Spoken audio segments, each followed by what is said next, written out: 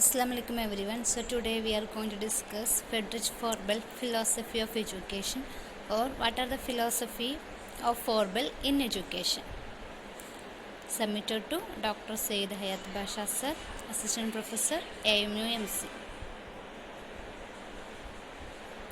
So first of all we can look meaning of education, or according to Frobel what education means.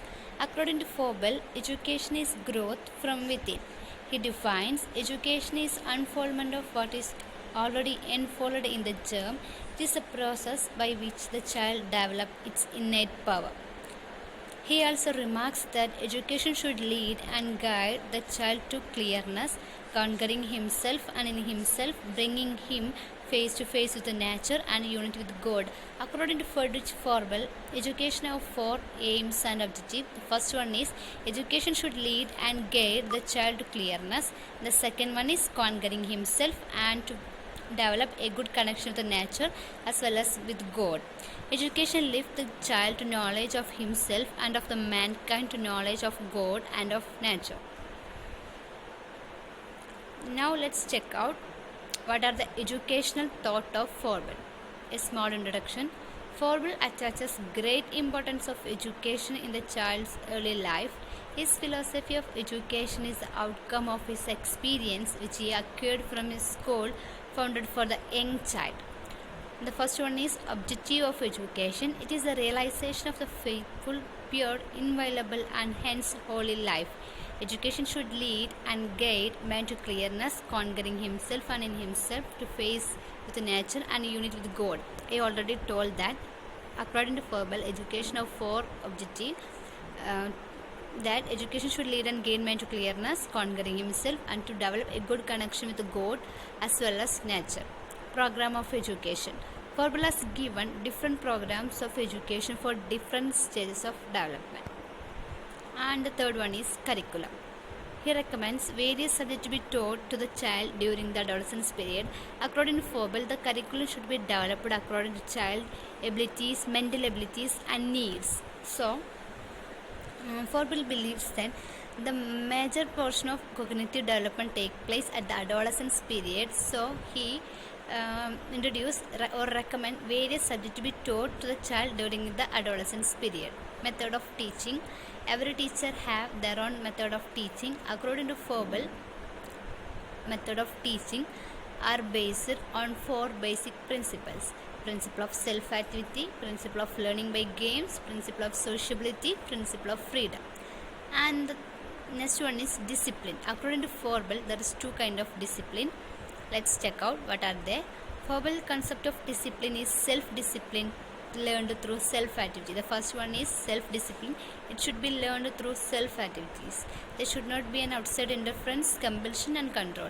The child should be educated in a free atmosphere under social discipline. The second thing is social discipline. Such discipline should be maintained through group activities and teamwork. Social aspect of education. Frobel lies stress on the social aspect of education. His opinion that social institutions such as the home, the church and the state etc. act as the agencies for individual development from which unity and diversity realized. He says that not only the home that can give education to the child, along with that the home, the church, the school etc., every stage etc. have developed the child to develop its all-round development. So, and to realize the unity and diversity, and or to realize the importance of unity and diversity. The next thing is child-centered education. Every philosopher stresses on the child-centered education. Just like Rosia, Frobel is in favor of child-centered education. According to him, education should be conformity with the child's natural need. According to Frobel, education should be given according to child nature and needs. And the second thing, totality of educational endeavor. Man needs his sense and emotion as well as reason to realize the divine character of the universe. So, man needed his sense, emotions to understand the nature or the universe more better, not only the bookish knowledge. So, Frobel stresses that the child need to use his emotions as well as senses to in education so that he can understand the concept more better, and it will make higher retention power in its brain too. As they are the windows of the store, Frobel emphasizes the totality of education and the view. And next, relatedness of education. The education should lead the child through such situation which will help him to realize his experience organically one with another. So, Frobel said that when we relate one point with another point, the retention power or the memory power will increase. It will remain in our brain forever. So, Frobel said that child should learn something just like to relate one point with another, then second point with third, then only the retention power will increase us. It will help the child to realize his own personal unit and unit inherent in the diversity of life. Child mind as a living whole. The words of Frobel, the true method of education consists in considering the mind of the child as well as a living whole in which all the parts work together to produce harmonious unity. Frobel saying that the outer portion of the outer portion of our body, the physical body, is this a vehicle. The engine or the thing that control all the vehicle is the mind. So Frobel emphasizes that the education should given according to the mind or according to the ability of the mind. Then only we can see an all-round development in the child, or to produce a harmonious unity or to produce a well coordination. We just need to give education to the mind. Creativeness of childhood. He believes that the child possesses its own creativeness. So Frobel believes that every child is born with his own creativity. So as an adult has no right to feel inferior or superior to the children. The task of an adult is first to understand the child and then guide him accordingly. So as a teacher or as an adult, the task of us to understand the child, that is to understand his creativity and then guide him accordingly. Now I am going to describe a new topic, that is Frobel kindergarten. Frobel is known to the world by his kindergarten. The Garden of the Children was established at Bleckenberg in 1837. So J.K. Rowling is known to the world by his Harry Potter. Just like that, Frobel is known to the world by his kindergarten. He established the first kindergarten in Bleckenberg in 1837. He is called the father of kindergarten. So Friedrich Frobel is known as the father of kindergarten. Kindergarten is a German word which means the garden of children or a small state of children. So kindergarten is a German word which means the garden of children. According to him, he defined kindergarten as kindergarten is a miniature state for younger children.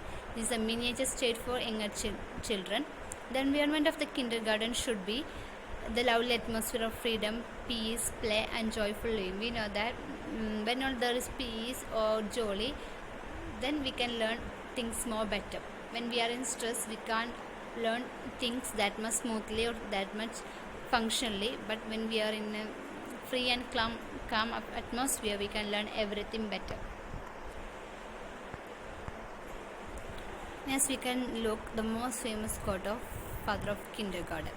Plays the highest expression of human development in childhood, for it alone is a free expression of what is in a child's soul. So what in we can when so he is saying that plays the highest expression of human development in childhood, or it can also say, or it will expressing what is in the child's soul.